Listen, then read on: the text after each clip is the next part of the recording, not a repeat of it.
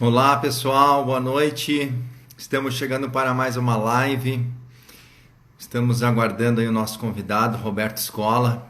Hoje nós vamos conversar sobre cultura de crescimento grupal, um tema interessantíssimo. Então vamos aguardar o Roberto chegar aí para a gente iniciar a nossa conversa. Ó, o Roberto acabou de chegar. Acenei para o Roberto aqui, vamos convidar ele para fazer parte. Deve estar, estamos aguardando a chegada dele. Fala, Roberto. Muito boa noite, Adriano. Muito boa noite, seja muito Boa noite. bem-vindo. Muito obrigado pelo convite, muito obrigado por nos receber no teu canal. Fico muito agradecido e muito feliz.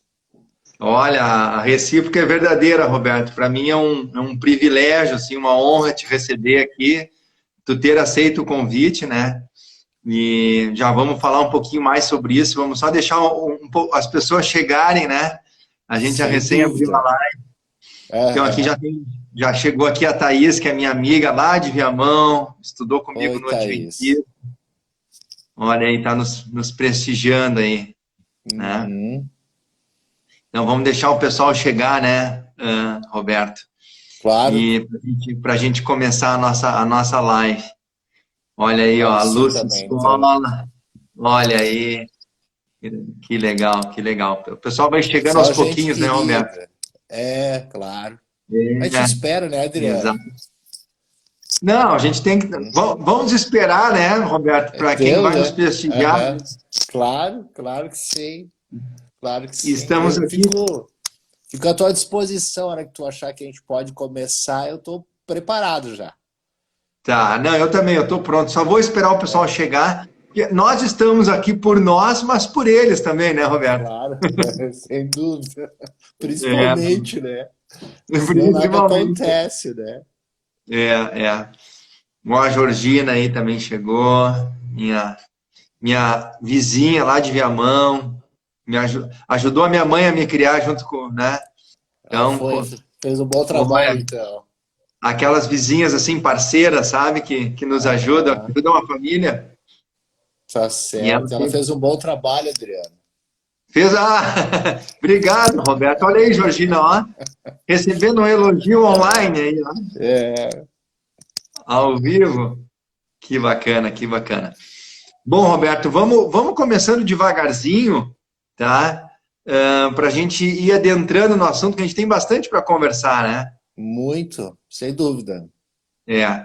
Então, primeiro eu quero falar para as pessoas que já estão aqui, para as que vão chegar também, que eu fiz o convite para o Roberto, né? Como é que eu conheci o Roberto? Eu tenho uma formação em dinâmica dos grupos, né? Que é pela SBDG, pela Sociedade Brasileira de Dinâmica dos Grupos, e o Roberto fez parte, né, da dupla de coordenadores que conduziu aquele grupo. Isso foi em 2008, 2009, né? E então o Uhum. Roberto ele foi meu mestre. E hoje para mim é uma honra poder estar dividindo esse momento com ele. E o Roberto me ajudou muito naquele momento, assim, né? Por toda a condução do grupo individualmente também ele me apoiou em alguns momentos. E eu sempre me lembro assim, Roberto, das tuas leituras de grupo, né, da tua profundidade, e aquilo foi causando admiração do profissional que tu é, né, para mim. Então fiquei com uma referência muito boa tua e sempre te acompanhei Ah, de lá para cá, né, apesar da gente não ter uhum. ficado sempre em contato, sempre foi uma admiração mesmo, assim, pelo trabalho que tu fez e pelo que tu vinha construindo ao longo do tempo. Então, por todos esses motivos aí, eu fiz o convite para te participar com a gente aqui. E também falando um pouquinho desse canal que eu abri, né, nesse momento pandêmico, o que aconteceu? Com a história da pandemia, eu comecei a convidar pessoas para compartilhar conhecimento durante esse momento, né, que nós estamos vivendo. Bem, muito no intuito assim da gente se apoiar socialmente, da gente compartilhar conhecimento, né? E para mim também é um exercício de interagir com diferentes pessoas, diferentes realidades, diferentes culturas, pontos de vista, áreas de conhecimento. Então, é uma construção muito gostosa, assim, que eu venho fazendo. E quero já, então, assim, te dar as boas-vindas, né? Te agradecer por tu ter aceito o convite e te passar a palavra para que tu possa te apresentar um pouquinho para quem está com a gente e para quem está chegando e a gente começar o nosso papo. Uhum. Ô, Adriano, obrigado. Fico feliz com o teu elogio. Muito me alegra, né? Receber um elogio vindo de um profissional que nem tu. Eu também te acompanhei, estou acompanhando a tua trajetória, desde que tu estava em Caxias do Sul, fazendo teu trabalho, agora está em Porto Alegre, então eu também estou te acompanhando e também tenho uma admiração por você. E claro, quando me fez o convite, eu aceitei prontamente, porque eu vi, Adriano, o teu cuidado das lives. Tu faz com cuidado, com muito profissionalismo, e eu não queria ficar de fora, né? Tudo que eu puder estar junto, com profissionais, assim, eu quero ficar junto. Mas, Adriano, o tema hoje é cultura, né? Nós vamos falar sobre cultura, mas vamos deixar para que as pessoas entendam por que eu estou falando sobre cultura. E também pode ajudar, assim, no entendimento da nossa palavra, assim, da nossa live. Eu me formei em engenharia, né, Adriano? Tu sabe muito bem, eu sou engenheiro e trabalhei mais de 15 anos como engenheiro. E depois eu fui para a área de organizações. Comecei a estudar grupos. É onde eu me formei na SBDG em dinâmica de grupo. E depois eu fiz toda a curva de maturidade e tu foste um aluno nosso. E daí de engenheiro eu fui para trabalhar em grupos. E aí eu fiz um mestrado em administração e eu percebi que eu precisava estudar mais coisas em relação a grupos. E aí eu fiz o doutorado em psicologia e o pós-doutorado em psicologia, onde eu me aprofundei nessa questão de cultura e influência da liderança nas organizações.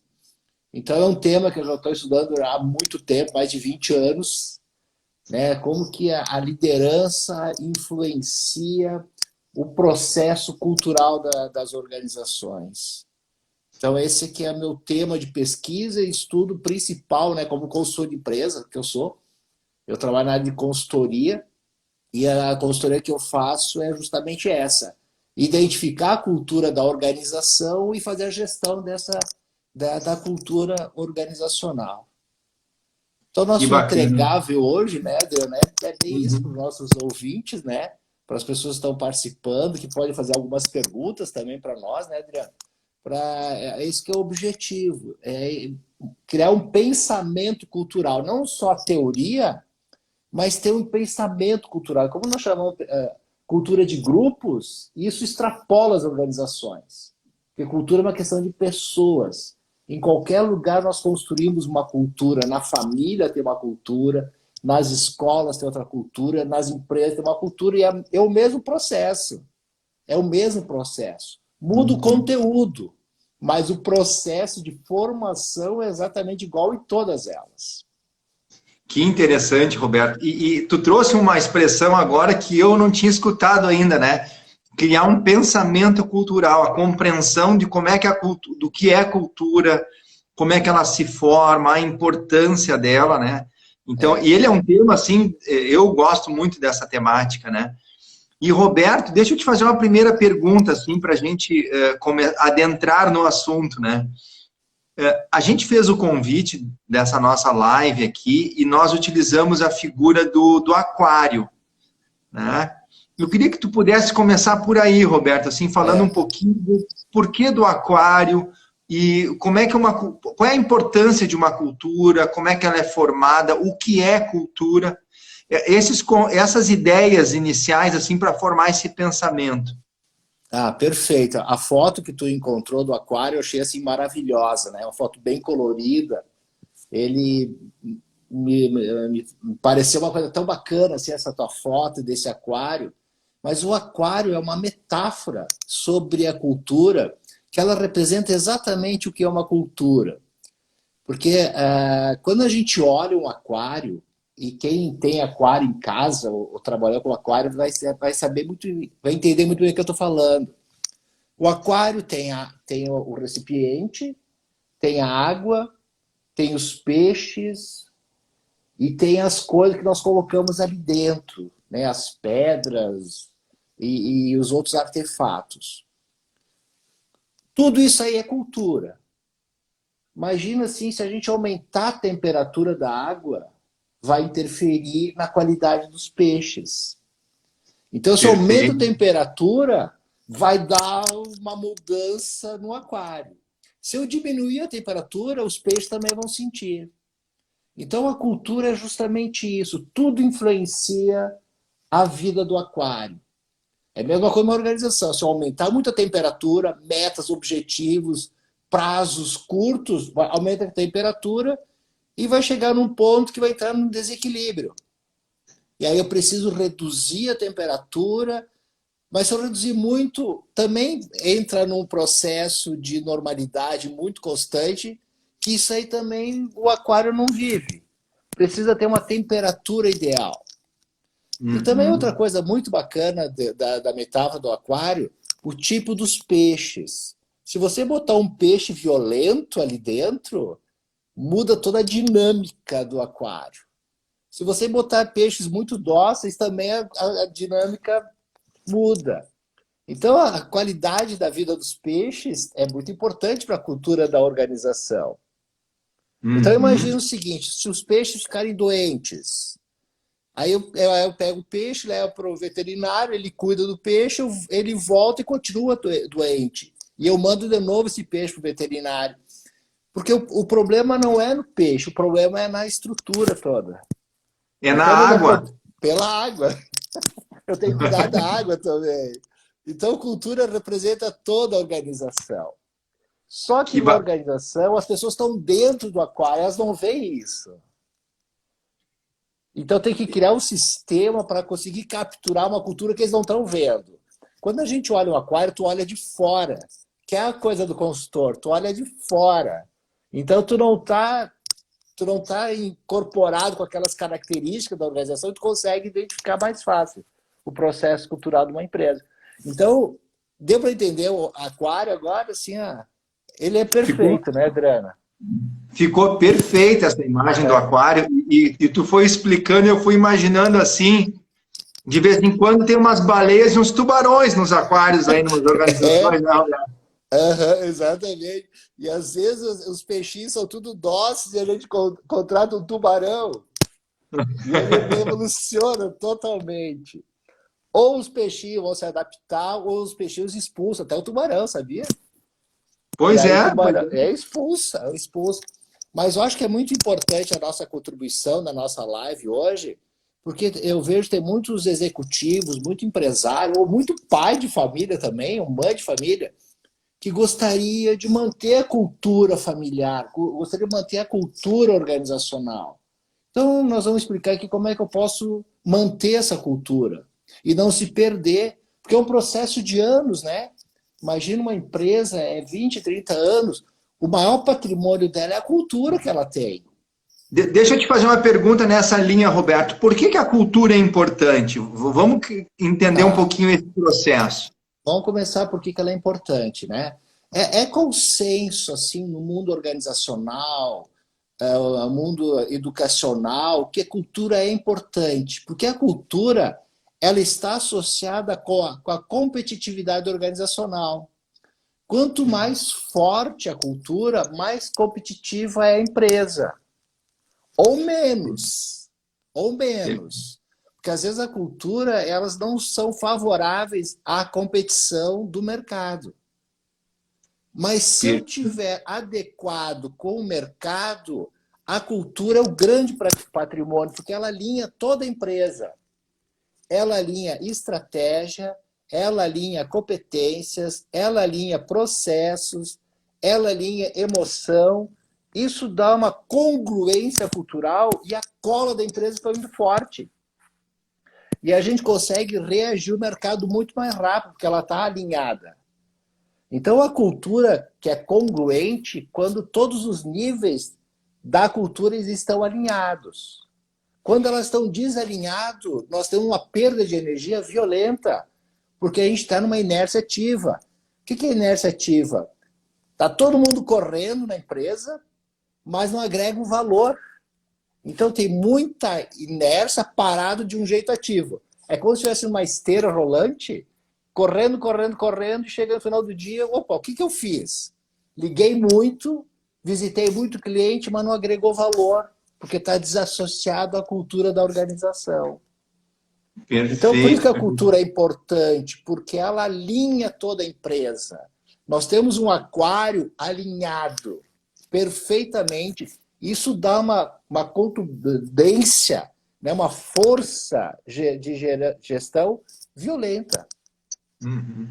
Sim, gera uma harmonia, né? Uma harmonia com muita vida, né? Uma Com muita harmonia, força. exatamente, com muita força. Então a gente precisa gerenciar a cultura, porque se o mercado muda, se a estratégia muda, eu preciso mudar. Se a cultura é muito forte, é muito enraizada no passado, eu não consegui mudar, o mercado muda e eu fico para trás. Então agora nós estamos no processo de inovação, né, Adriano? As empresas estão querendo inovar. Mas a inovação não é só com uma prática de inovação. Eu preciso ter uma estrutura toda de inovação, todo um processo alinhado. Porque não dá para dizer para as pessoas assim, agora vamos ser uma empresa inovadora. Isso não acontece dessa forma. Acontece quando eu tenho um alinhamento de toda a empresa para gerar essa inovação.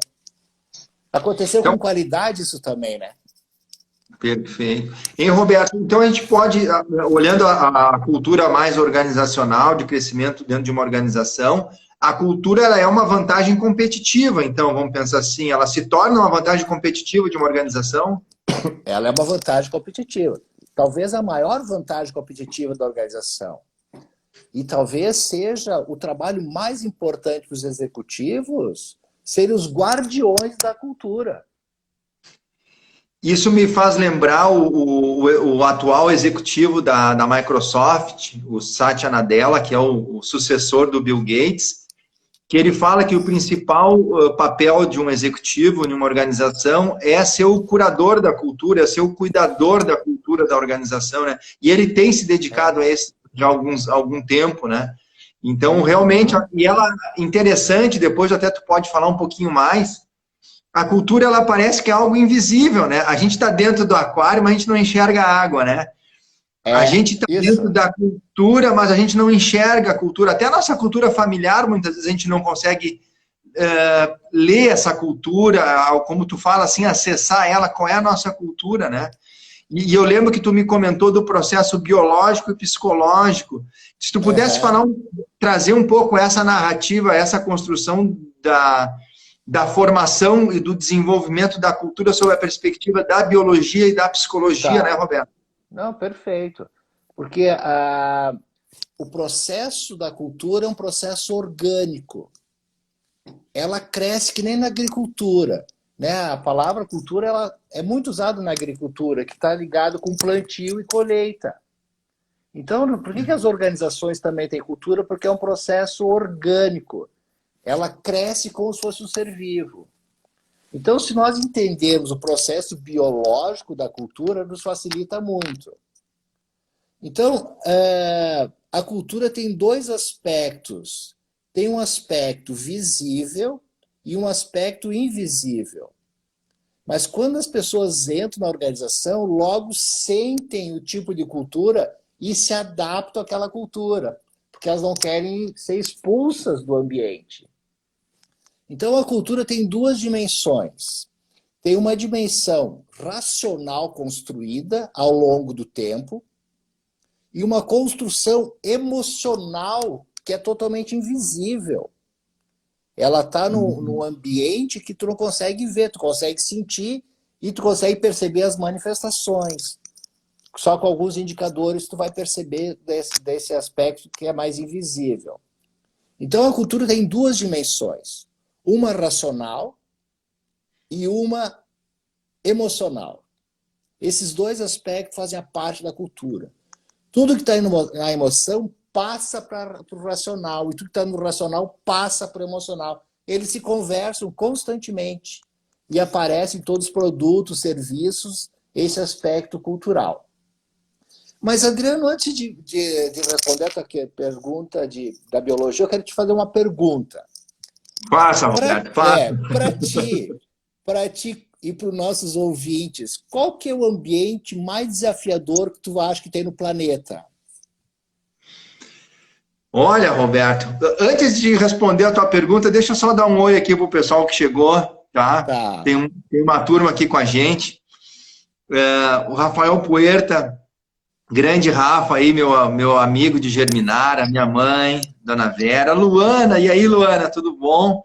Olha, Dani Lodge, lá de Marau, grande Dani, a Rose Krieger deve ser da rede de contatos aqui do Roberto, a Mari Glória Valiati também, boa noite, o Giancarlo Tolazzi, boa noite, Jean, Adriana Albino, boa noite, Adriana, Marisa Gubert, boa noite, a Lúcia Escola, grande Lúcia, esposa do Roberto, Cícero Stahl, boa noite, Minha Cícero. irmã, Ah, é? a Lucia é minha irmã. Tu falaste várias irmãs minhas aí, a Glória, a Rose, Ah, a é? Marisa, são minhas irmãs também. Eu confundi com a tua esposa, né, Roberto? Aham. A Georgina e a Monique. Bom, gente, sejam bem-vindos todos aí, obrigado por estarem conosco. Quem quiser fazer perguntas, pode fazer perguntas, pode deixar reflexões aqui, que a gente vai procurar abordá-las. Roberto, voltando à tua pergunta, Roberto, qual é o ambiente mais desafiador no planeta Terra? Olha, eu diria alguns, assim, pelo menos para mim, enquanto ser humano, né? Se eu pensar assim numa selva, para mim é um ambiente extremamente desafiador, né?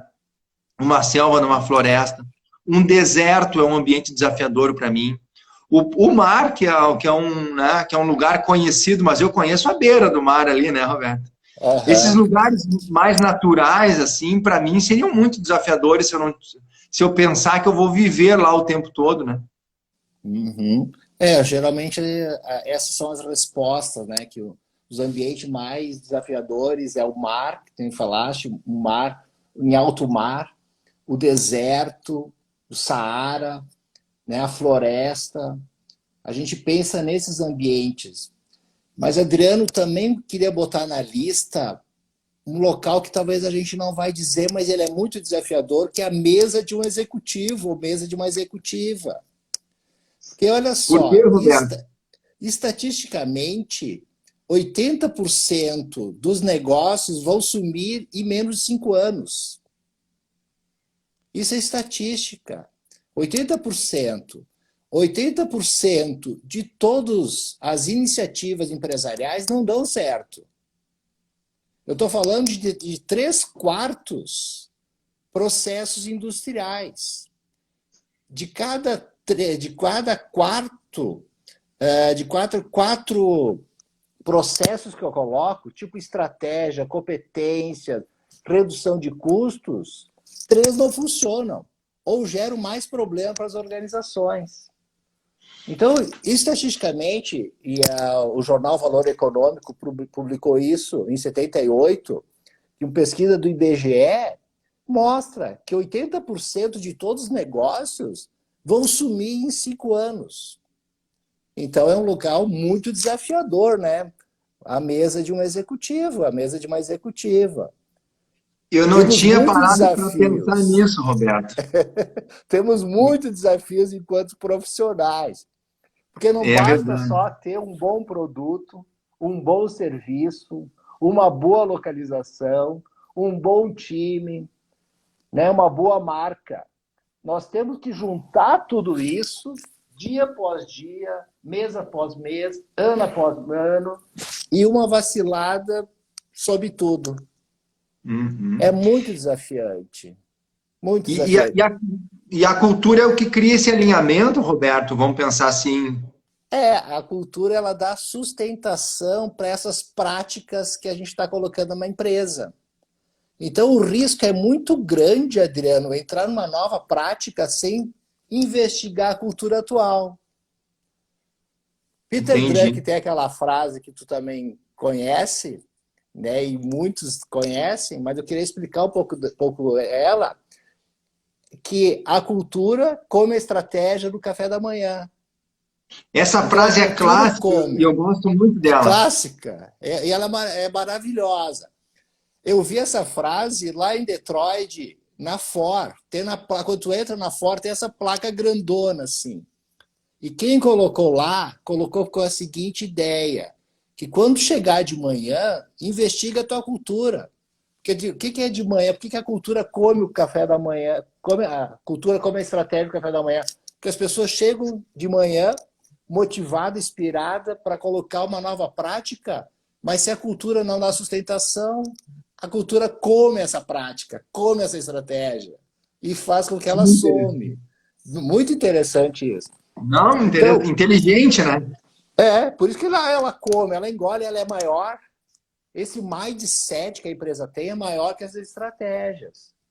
Então, eu quero fazer uma redução de custos. Essa redução de custos só vai acontecer se a cultura sustentar uma nova estratégia, inovação, qualidade, né? Tu trabalhou com competência também. Eu posso ter uma ideia de competência, mas se eu não tiver uma estrutura cultural, não vai funcionar. E eu estou falando de 3 de cada 4 empresas. É muita estatística que pode dar errado. Não vale a pena fazer qualquer tipo de trabalho se não identificar a cultura. Uma fusão de 2 organizações, quando se fundem, não funde só sistema, não funde só prática, não funde só os estacionamentos. Nós estamos fundindo cultura. É verdade, é verdade. Roberto, cultura. Tem uma analogia que se usa para explicar a cultura, pelo menos é utilizada, e eu gosto bastante, mas eu não sei se ela explica por completo, e eu queria te emprestar ela para te discorrer um pouquinho, que é o seguinte: nós, enquanto pessoas físicas, nós temos as nossas personalidades, né? E as organizações que são CNPJs, a personalidade de uma organização seria a sua cultura. Dá para entender dessa forma? Não dá? Isso tá correto? Queria que tu falasse um pouquinho sobre isso. Está correto em parte, Adriano. Dentro da cultura tem a personalidade, mas é mais que a personalidade, tem o caráter da pessoa. Então, quando eu falo de personalidade, eu tiro de persona, que é a logomarca, que é a missão que eu coloco para os clientes verem, é o produto. Então, persona é a aparência dela, é a máscara que ela usa. O que é persona? Persona é aquela máscara que os romanos usavam nos teatros, né? Os gregos usavam no teatro, que mostrava só uma parte daquilo que queria mostrar. Que eles não mostravam a sua emoção, mostrava a máscara, a persona naquele ato. Então, persona é uma máscara da organização.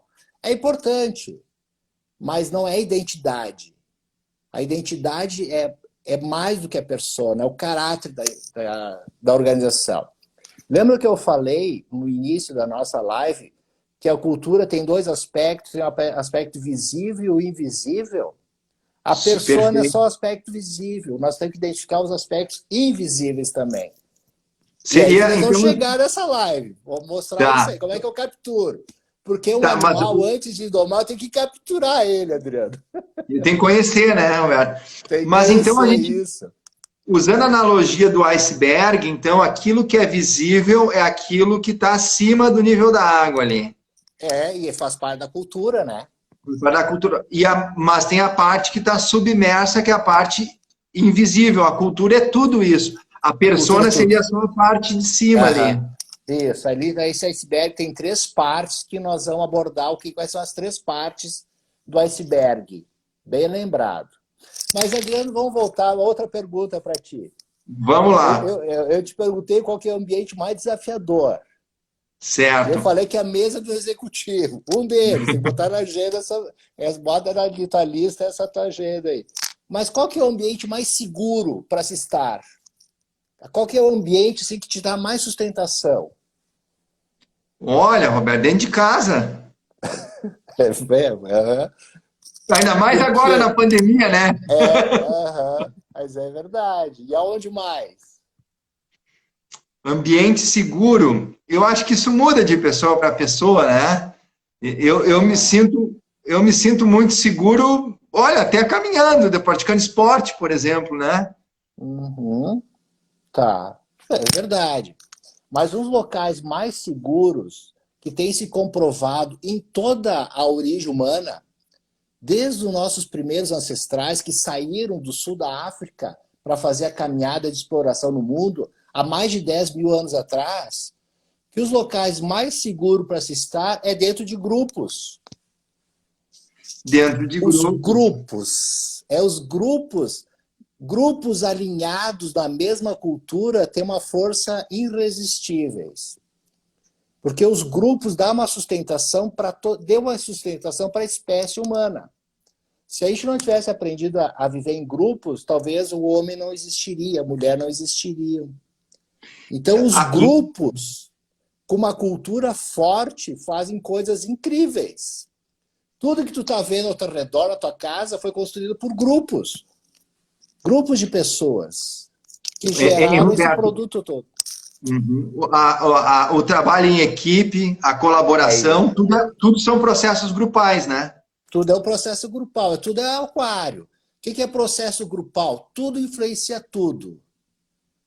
O pequeno influencia o grande influencia o pequeno. Isso que é o processo grupal. Então, dentro de grupos, é o local mais seguro para o ser humano estar. Mas grupos que têm uma cultura forte. Uhum. Culturas fortes, Adriano. Olha, essa relação, ela é maravilhosa e funciona para tudo. Culturas fortes geram ambientes fortes, que geram pensamentos fortes, que geram comportamentos fortes e resultados fortes. Culturas fracas e culturas doentes geram pensamentos e ambientes doentes, que geram comportamentos doentios, que geram resultados doentios. Mas a origem é na cultura do grupo. A cultura é mais forte que as pessoas.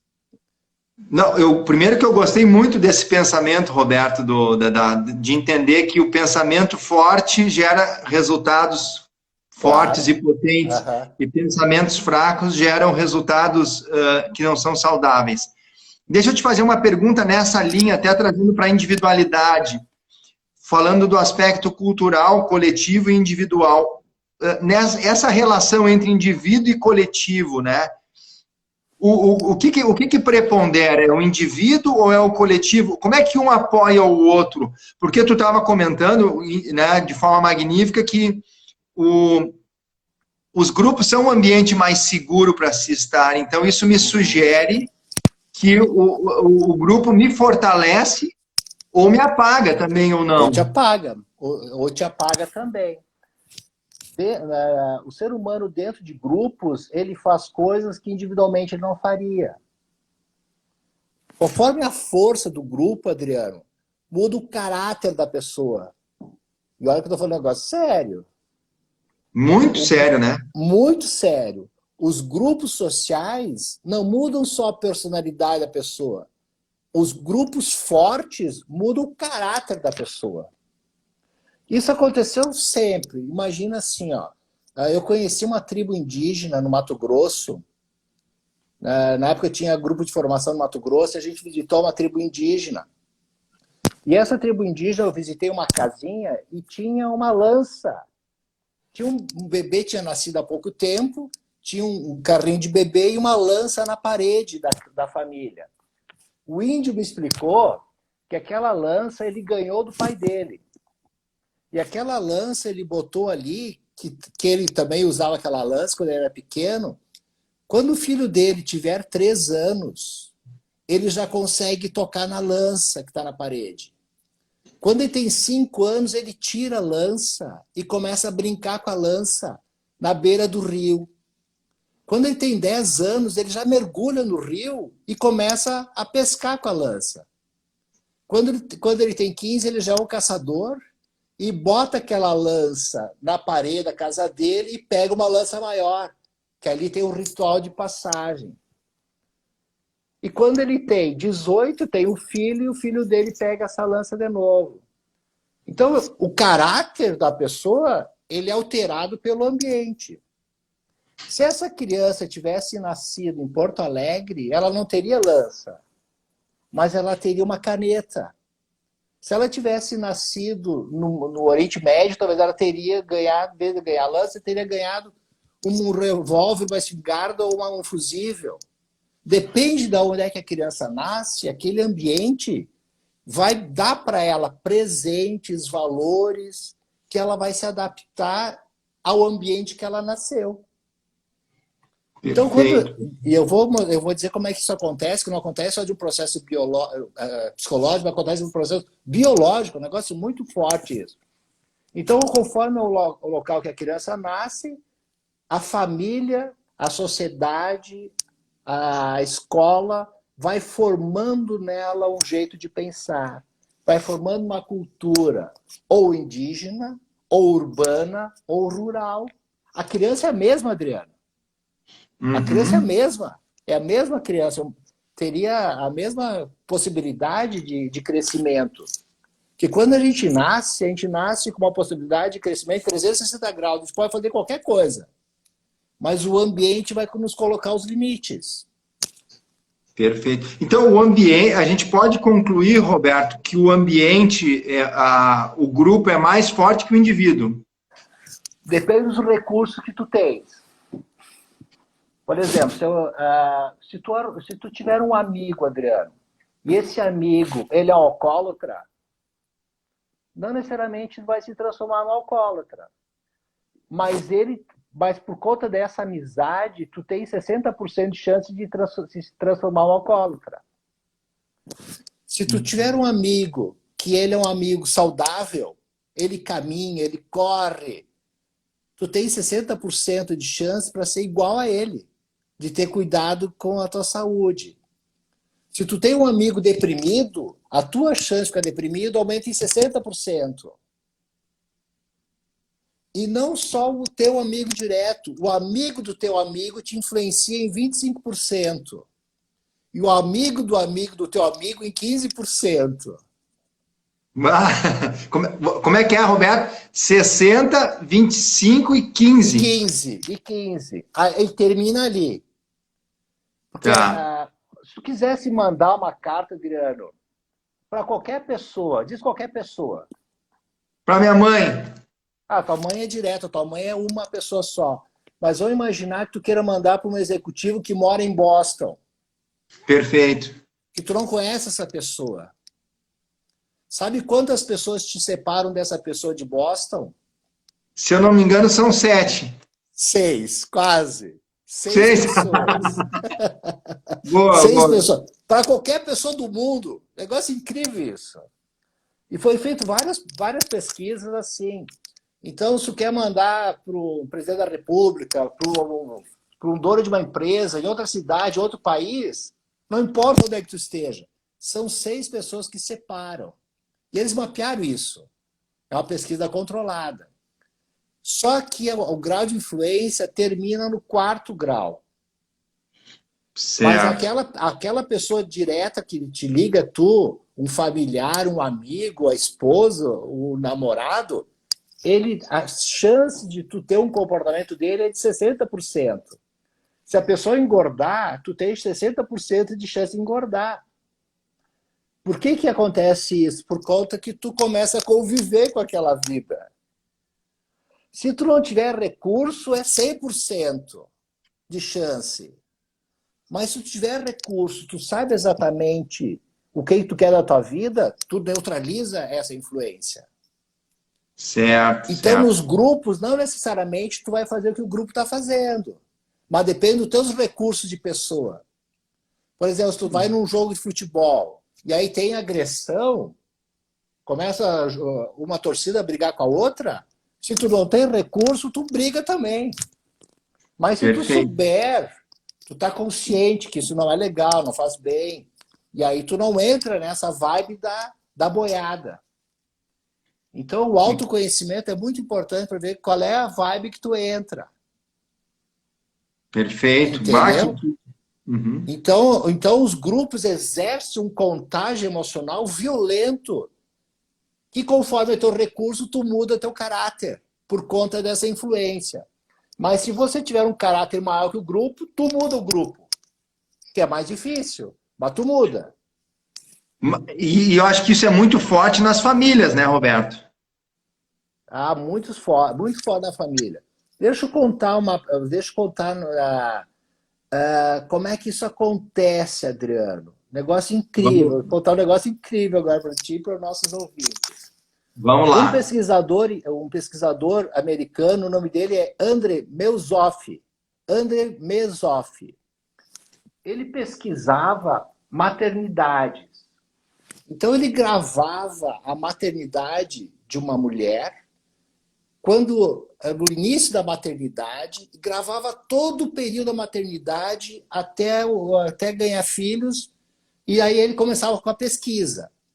Por que ele gravava? Para mostrar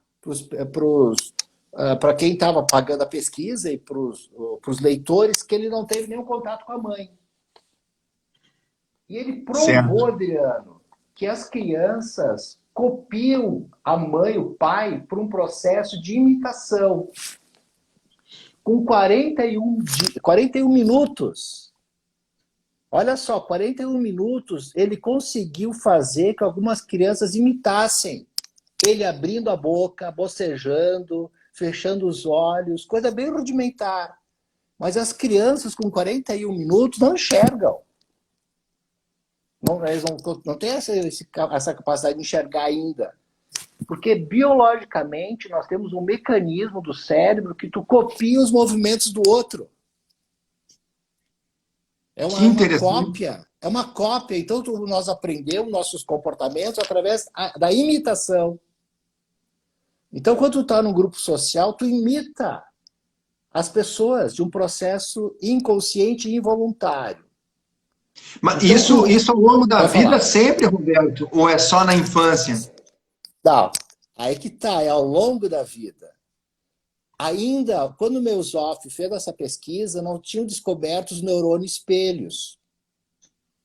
Neurônio espelho foi um trabalho, foi uma descoberta há 20 anos atrás, por um italiano, Risolati, na Universidade de Parma. Então, tu sabe o que é neurônio espelho, Adriano? Mais ou Mais menos. ou menos. Então, para te ver como é que as culturas formam. Aí precisa entender como é que as culturas formam, porque eu falei que desse poder da influência de um amigo, de um parente. Como que isso acontece? Porque acontece através dos neurônios espelhos. Então, olha só. Ele estava fazendo pesquisa com macacos no laboratório, ele é um neurocientista, e fez incisões no cérebro de um macaco. O cérebro de um macaco, o cérebro do ser humano é muito parecido. O cérebro do macaco ele é menor que o do homem, da mulher, mas a estrutura é muito parecida. Então ele fez incisões no cérebro do macaco para ver os movimentos que esse macaco tinha. E aí o macaco tinha os movimentos, ele ficava registrando num painel eletrônico os movimentos que o macaco tinha relacionados aos neurônios que ele se movimentava. Quando terminou uma sessão, o macaco estava parado, estático, e entrou Vittorio Galesi no laboratório, e o cérebro do macaco ficou ativo. O painel estava ativo.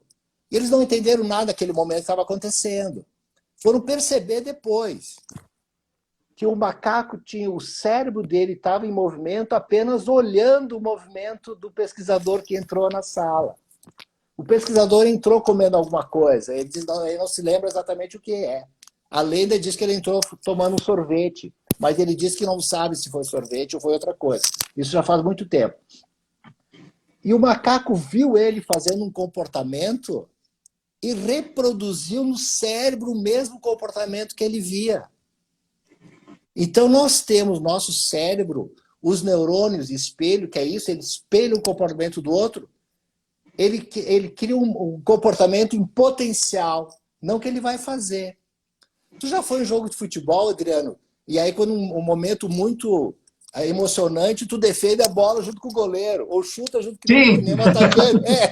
Não é? Que Não faz maneiro. isso? Uhum. Porque os teus neurônios fazem o mesmo comportamento sempre, de tudo que tu olha. Roberto, Então então. agora, Pode falar, pode falar. Não, os teus neurônios agora estão reproduzindo o meu comportamento e o meu está reproduzindo o teu comportamento.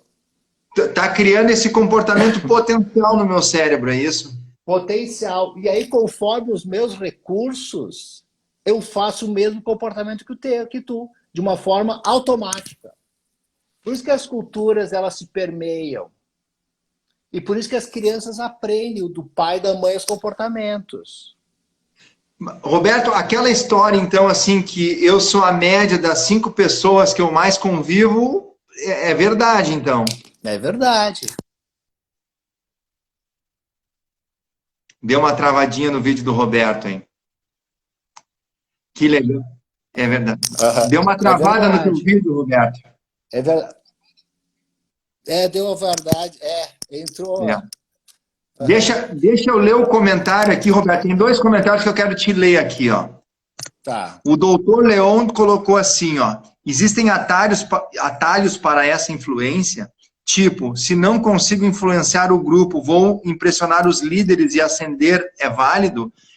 Tá. Essa é uma questão. E tem outro comentário também anterior aqui, que a gente acabou não lendo, do Adri Nunes, que diz o seguinte, sobre a questão das culturas doentes, né?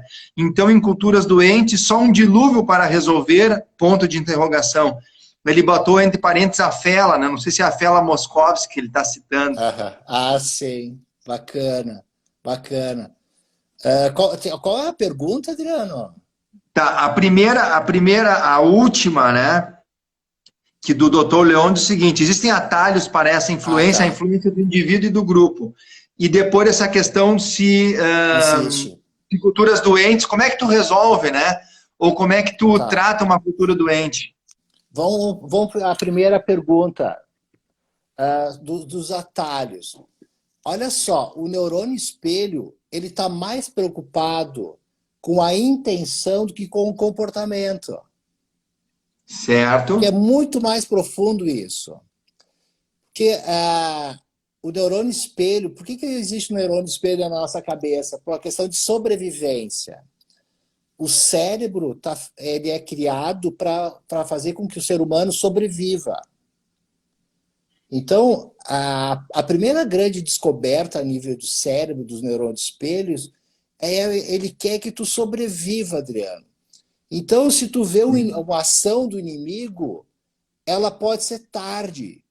E aí o neurônio de espelho te capacitou para ver a intenção do teu inimigo. E não a ação dele, porque a ação pode ser muito tarde.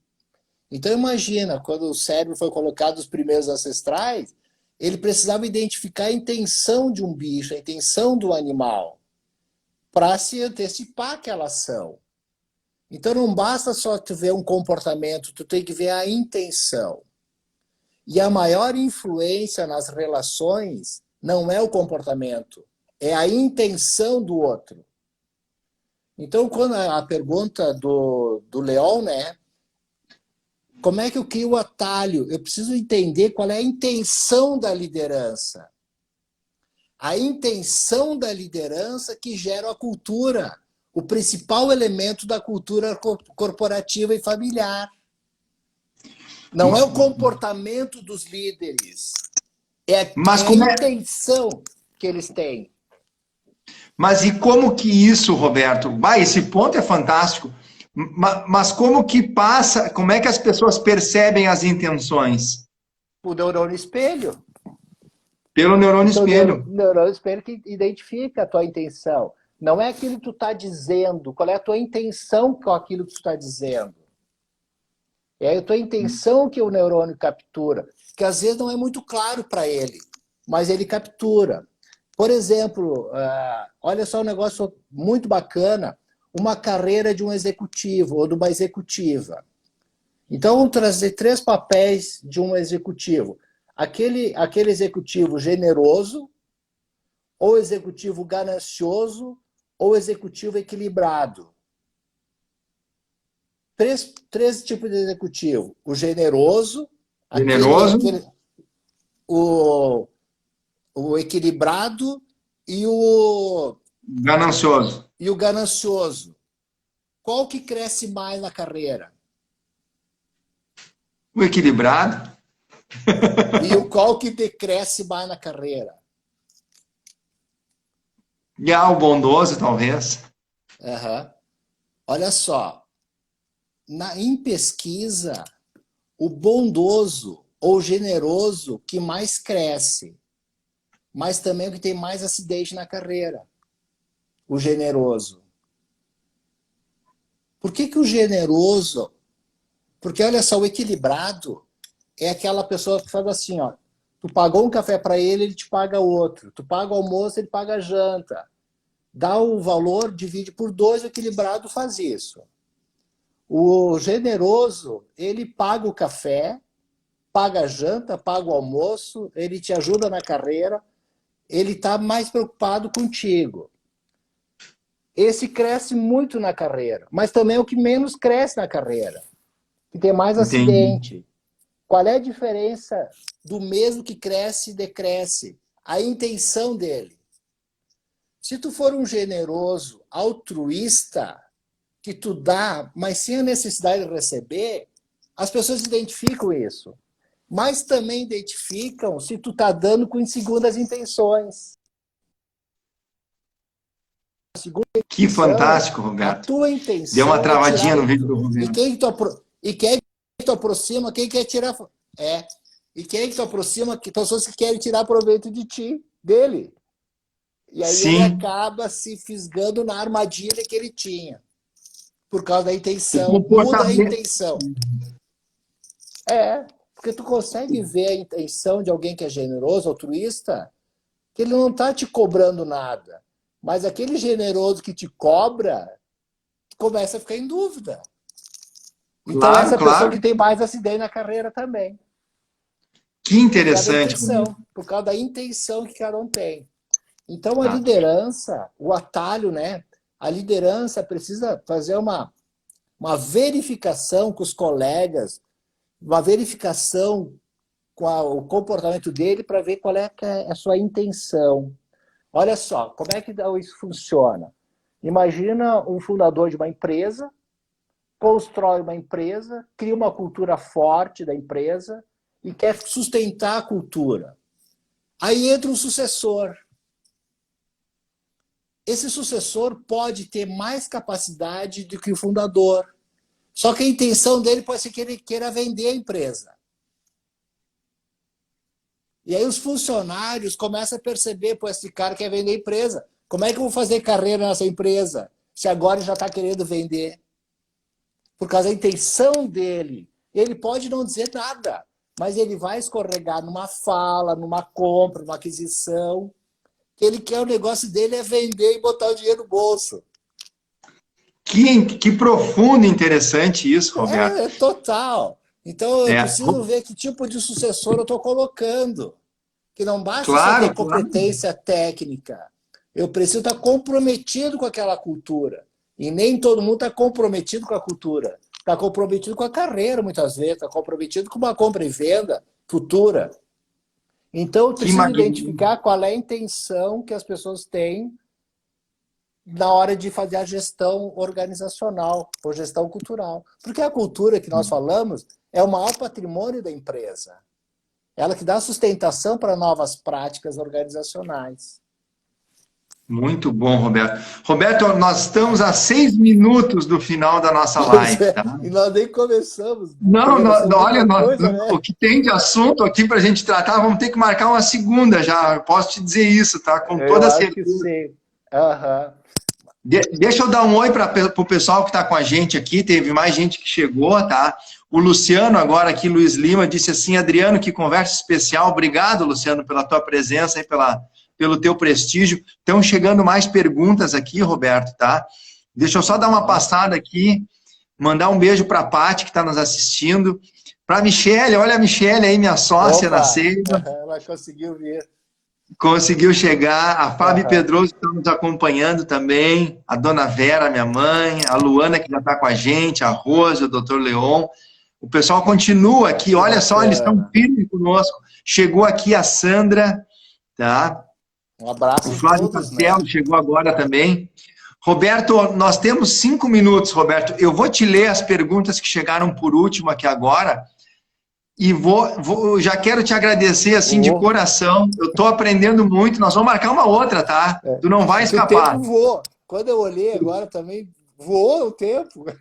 Voou, voou. E Voou, eu vou voou. te ler as perguntas que chegaram agora por último para te poder responder, para te também Tá. poder deixar uma mensagem final para as pessoas aí. E eu já quero te agradecer muito aí pela tua contribuição.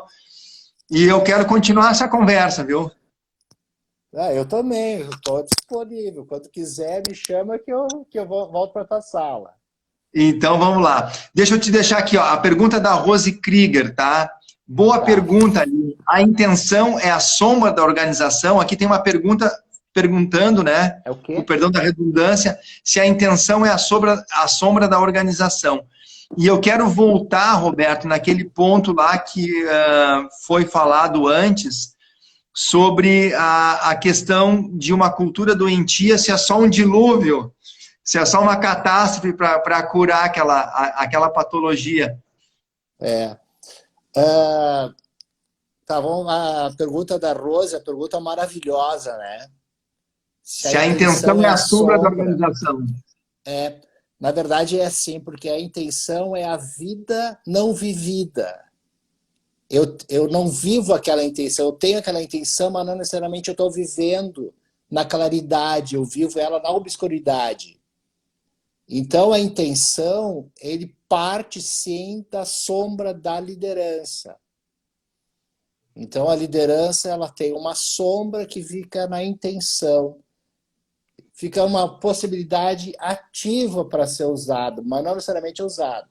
Agora, se essa intenção ela é bem clara, que eu não devo usar, eu trabalho essa intenção, não vai contaminar a empresa, porque uma energia ela é dissolvida. Mas se a intenção ficar muito grande, aquela energia ela aparece e ela assombra toda a organização com a intenção. Então a intenção sim é a vida não vivida da sua liderança. Na próxima live nós vamos falar mais de sombra, hein, Roberto? Vamos, adoro, adoro. É. E sobre o dilúvio, a cultura tem três partes, né, da cultura. Tem a core cultural. Essa core cultural tem a intenção, qual é a mais forte. Então, se eu mudar a intenção, eu mudo toda a cultura. Eu transformo.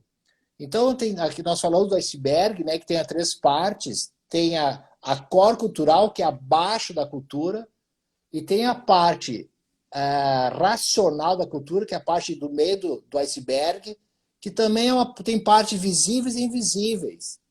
E tem a terceira parte, que é a parte visível, que são os artefatos. Então não adianta mais, se tem um dilúvio na organização, eu tenho que começar no core cultural dela. Eu tenho que mexer o que está no núcleo da cultura. E aí rapidamente eu mudo. Porque às vezes está no core da cultura coisas boas e coisas ruins. Tem tudo ali no core. Então se tem um dilúvio, provavelmente tem mais coisas ruins. Que pode ser arrogância, falta de confiança, petulância. Eu tenho que trabalhar direto no core, que no core eu transformo a empresa e não só contagio a empresa. Então, qualquer dilúvio tem que trabalhar no core. Perfeito. Roberto, muitos elogios aí para a tua fala, para o teu conteúdo, para as ideias, né? Então, o pessoal está parabenizando e querendo aqui, estão sugerindo uma outra live, realmente vai precisar. Nós estamos entrando no minuto final, Roberto, então eu queria reforçar o agradecimento, te passar a palavra para te despedir, deixar alguma dica também, final, que tu queira para a turma aí que está nos assistindo, tá? Os últimos aí 50 segundos. Tá bom, eu agradeço muito o convite, agradeço muito a presença de tantas pessoas queridas, né? Muito, muito obrigado. Fico aberto para outra live. Mas eu queria deixar, se for possível, uma palavra final, que o ato de voar, Adriano, sempre trouxe muita aproximação para as pessoas gostam de voar. Né? Desde os primeiros homens voadores, eles olhavam pássaros e queriam voar, fazer uma cópia através das asas do pássaro. Então eles copiavam, asas e penas. Se achava que para voar precisava de asas e penas. E cada vez botava mais asa e mais pena e corriam mais. Mas os acidentes aumentavam.